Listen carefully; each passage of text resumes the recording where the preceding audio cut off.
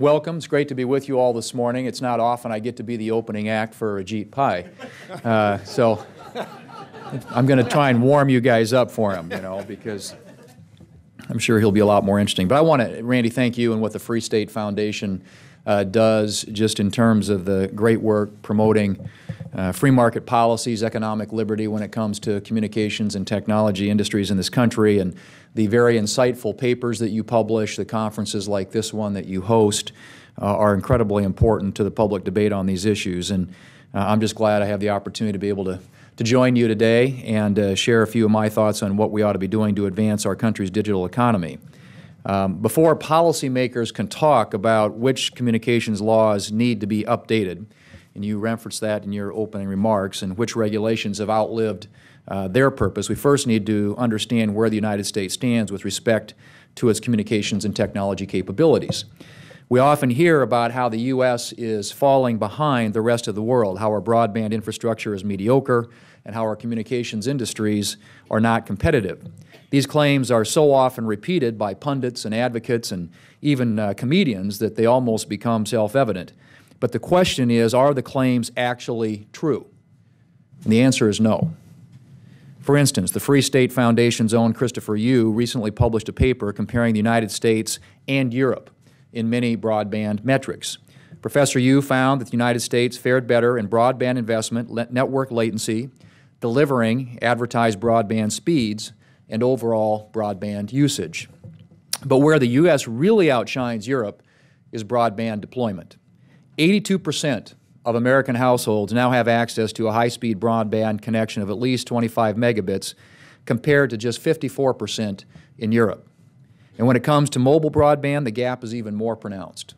27% of Europe is covered by 4G LTE services, compared to an extraordinarily high 86% here in the United States. And our lead in these metrics is all the more impressive when you take into consideration that America is geographically much larger and more rural than Europe.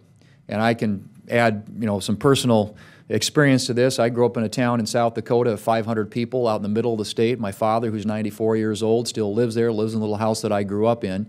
When I grew up, my life began and ended at the city limits of Murdo. That was kind of the boundaries of what you knew and experienced. But my dad at 94 today is connected to the world. He is constantly forwarding me emails and texts and things that he gets from other people, and can sit there with a wireless network on his laptop at 94 years old in my hometown of 500 people in the middle of South Dakota and literally access the world. And that's what's really remarkable about what we have in this country. Now, we've got a lot of pro-regulatory advocates who claim our communications sector is dominated by monopolies and duopolies, but the evidence in the marketplace doesn't support that view either. Monopoly markets are typically characterized by a lack of investment, a lack of innovation, no new entrants, and excessive profits. Since 1996, the private sector has invested about $1.2 trillion into building and constantly upgrading our nation's communications networks, including about $60 billion annually in capital investments over the last few years. Regarding market entry, we've already seen rampant intermodal competition in the telephone and video markets, not to mention efforts by companies like Google and Dish Network, who are committed to becoming serious new broadband players. As for excessive profits for communications providers, again, there's little evidence. Former Clinton administration official Everett Ehrlich found that Fortune 500 companies, broadband companies, had an average profit margin of just 3.7%. The average profit margin for Fortune 500 internet companies who offer services on top of the broadband infrastructure, a whopping 24%. As Ehrlich points out, this sizable difference makes clear that providers of broadband connectivity are not extracting undue profits from broadband users. So why does all this matter? Well, because painting a picture of a dysfunctional communications and broadband marketplace is central to the efforts of pro-regulatory advocates who claim more government intervention into the online world is needed to fix a quote, unquote, broken system. Many of those who seek to regulate the Internet are using mistruths and hyperbole to scare both the public and policymakers into restricting economic and individual liberty. We should instead be celebrating the accomplishments of our communications, technology, and Internet industries and looking for ways to build upon this and drive further economic growth. The foundation that all of this success rests upon is our communications infrastructure particularly our broadband networks. Without robust and ubiquitous broadband, many of these innovations and business breakthroughs of the last several years would not be possible. We must ensure that our communications policy reflects the new Internet-powered world so that the potential of what rides over the top of our communications networks is fully realized. The last time Congress significantly updated our communications laws was in 1996. Back then, you had to pay for the Internet by the hour, and going online meant tying up your home phone line. There are only 100,000 websites in 1996, and Google and Wikipedia had not even been created yet. Today, there are nearly 900 million websites. The Bipartisan and Deregulatory Telecommunications Act of 1996 encouraged intermodal competition and provided a light regulatory touch for information services. Bipartisan leadership at the FCC reinforced the light touch for the Internet when implementing the law. All of this fostered an era of convergence and innovation in the communications space. Cable companies started to compete with telcos. Telcos got into the cable TV business, and everyone started offering Internet access. The Telecom Act was far from perfect, but it got the job done. Even so, it is best to view the Telecom Act as a transitional law for a transitional time, rather than as a permanent statute that will last 62 years without major revision like its predecessor, the Communications Act of 1934. The original Communications Act was designed for an era of actual communications monopolies. The Telecom Act was designed for the transitional era that took us from monopoly to competition. And now we need a new policy framework for today's converged, competitive, and Internet-powered world. This, of course, is much easier said than done. Modernizing the laws governing the communications and technology sectors is no small task, which is why I'm glad that my colleagues in the House of Representatives have already begun examining the regulation of the communications industry. It took several years for Congress to complete the Telecom Act back in the 1990s. Because of this, some people may think a Communications Act update is an impossible task in today's political environment and that Congress shouldn't even bother to try. I reject that pessimistic view. The voters didn't send us to Washington, D.C. to sit on our hands and resign ourselves to failure. They sent us here to make a difference. There's long been bipartisan consensus that our communications laws are outdated. According to my former colleague, Senator John Kerry, the Telecom Act was obsolete within 6 months of enactment because it didn't take the Internet into account. It would be a dereliction of duty if Congress did not at least explore whether and how our communications regulations can be modernized. I hope next year the Senate will follow the example set by the House to begin consideration of what a Communications Act update might look like. And any such discussion needs to begin with broadband Internet and the government's regulatory posture toward it. It's been said before by me and many others, but it bears repeating until people really understand. Title II, Common Carrier Regulations, designed nearly a century ago for a telephone monopoly, simply do not make sense in a more competitive broadband world. Now, I'm not saying that the Internet should be a lawless frontier free from any government oversight. That is the sort of straw man accusation leveled by those who want to avoid doing the hard work of justifying regulations for the Internet ecosystem. Even so, policymakers must be careful to preserve the light touch regime first implemented by the Clinton administration that has been so successful in making us the digital envy of the world. Some people, however, want to completely upset that regime and instead want to see the Internet shackled with Title II of the Communications Act.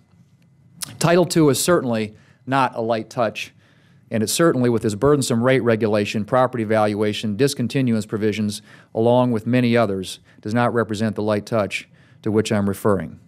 Traditional wireline telephony now makes up just 22% of the 443 million phone lines in America, and that rate continues to decline each year.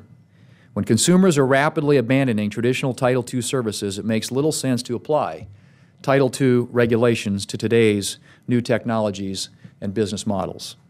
Even Google seems keen on avoiding the morass of Title II. The Internet giant has specifically chosen not to offer telephone services with its Google Fiber broadband product because it wants to avoid the regulatory burdens that come along with it. Another reason I oppose Title II reclassification is because regulating an industry as if it were a public utility monopoly is the surest way to guarantee the industry will become a monopoly. As I discussed earlier, the evidence in the marketplace makes it clear that our broadband market is dynamic and competitive, not at all like the early days of Ma Bell that Title II was intended for. Public utility regulation, traditionally, is intended to do two things: protect the public from the harms of a monopoly while simultaneously protecting the monopoly. Since the broadband market is demonstrably not a monopoly, regulating it as a public utility would only make the industry less competitive and less innovative. Or in other words, make it more like a monopoly. Neither Title II nor Section 706 of the Telecom Act are appropriate tools to regulate the Internet. The former is outdated and politically corrosive. The latter is legally untested and potentially far too broad. When Congress wrote both provisions, it never expected or intended for either to apply to a dynamic and competitive broadband marketplace. Because of this, any Internet regulations issued by the FCC based on either statute will be tied up in courts for years, thus creating more uncertainty for businesses and end users, not less. The only way to provide the certainty that ISPs, edge providers, content publishers, and end users need and want is for Congress to legislate. My colleagues and I need to roll up our sleeves and figure out how best to promote an open, competitive, and free Internet. Doing so isn't going to be easy, and it certainly would require every stakeholder to make some compromises. For the sake of the Internet and America's economic competitiveness, I'm willing to try. I'd note that the last time Congress updated the Communications Act, a South Dakotan and a Michigander also sat atop the Commerce Committee, so perhaps the stars are aligning there too. For all the attention that Title II, Section 706, and the IP transition get, we cannot lose sight of mobile communications. Everywhere you look, from the forecasts of venture capitalists and industry analysts to that shiny device that teenagers use, it is all about mobile broadband. Now, some people are going to argue that mobile broadband isn't quote-unquote real broadband, that mobile isn't an alternative to fixed. But tell that to the owners of the 188 million smartphones in this country. People aren't using the Internet stuck in one place, tethered to a single fixed broadband connection. In fact, Americans now spend more time with their mobile devices each day than they do going online with a laptop or a PC. If consumers view mobile and fixed broadband as part of the same seamless Internet experience, why should policymakers act as if mobile and fixed broadband are completely separate, distinct things? We should take our guidance from what real people are actually doing in the marketplace rather than listening to ivory tower academics or professional advocates who claim that wireless Internet access is quote-unquote second class. These are the very same people who argued that even a decade ago that wireless phones would never be an adequate substitute for landlines. Today, nearly half of Americans have proved those predictions to be short-sighted. For consumers, broadband is both fixed and mobile, both wired and wireless. Just as treating broadband like a monopoly is the surest way to get a broadband monopoly, treating mobile as an inferior form of broadband is the surest way to stifle wireless broadband.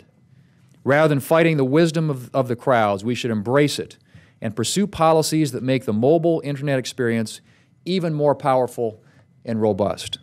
One of the things Congress can and must do is to continue focusing on spectrum. Mobility drives the innovation economy, and spectrum is what fuels wireless services. Without enough spectrum, the private sector will not be able to keep pace with consumer demand, which is growing exponentially. We must make it a priority to increase the availability of spectrum for commercial use, both licensed and unlicensed, as quickly as possible. The upcoming spectrum auctions at the FCC are critical steps in the right direction, and I'll be following them closely. But we need to start thinking about what's next. At this point, there are no more large blocks of unused spectrum sitting around waiting to be assigned for advanced wireless services. We've already gone after the low-hanging fruit, so we're going to need to redouble our collective efforts to free up more spectrum, as well as using current spectrum in a more efficient manner. Spectrum users, be they government agencies or private companies, like having distinct frequencies to themselves. But in the future, we're going to need these spectrum users to start getting used to living much closer to each other. Think of it in terms of row houses and condo buildings rather than sprawling, spread out suburbs. And much like real estate, they're not making any more wireless frequencies, so we're going to need to get the most possible out of the current spectrum map. One of the biggest drivers of increasing wireless traffic is video, another area that is ripe for reform. As ranking member of the Senate Commerce Committee, I'm currently working with my colleague, Chairman Jay Rockefeller, on a satellite TV reauthorization bill. The House version of this bill includes a number of video reforms, including on retransmission consent negotiations and cable set-top box policy. While it's too soon to say what the final satellite TV bill will include, it seems clear that there is interest in both chambers on updating our video laws, many of which were written in 1992 as part of the Cable Act. A great deal has changed in the video market in just the past 5 years, let alone since we last passed comprehensive video legislation 22 years ago. When Congress wrote the Cable Act, it never envisioned telephone companies entering the TV space, let alone companies like Netflix, TiVo, Amazon, Apple, and YouTube, revolutionizing how people watch video. And the Supreme Court will soon hand down a decision in the Aereo case that may have wide-ranging implications for the television industry. With so much having changed in the video marketplace, now is a good time for Congress to examine our laws to determine whether they are still relevant and whether they provide the foundation for continued video innovation and consumer choice. Just like telephone service, our video laws in large part reflect a monopoly market structure that no longer exists. And as with voice services, video services are quickly becoming applications that merely ride on top of the underlying competitive broadband network infrastructure. Failing to modernize these outdated laws would be a missed opportunity. From my position on the Commerce Committee and in Republican leadership, I see every day the rewards and challenges of living through the digital revolution. The world moves so fast that it's hard for even the most technologically savvy and digitally connected person to keep up with everything. So it should be no surprise that our laws have fallen woefully behind. I can promise you that I will continue to work with my colleagues in the Senate to modernize America's digital policies because we need 21st century laws for a 21st century world. I know that our next speaker, FCC Commissioner Ajit Pai, is just as committed to this effort as I am. I'm sure he'll be able to offer a unique perspective on communications reform from being in the trenches every day at the Commission. And he just came and visited the great state of South Dakota and got to observe up close and personal many of the things that we're doing in our state. And so I'm pleased that he was willing, along with Commissioner O'Reilly, to make that trip to South Dakota, and look forward to hearing from him and to working with he and his colleagues at the Commission on policies that are good for the future of this industry and good for the economy of our country. Thank you all very much. Thank you, Randy, for the great work that the Free State Foundation does. Thanks.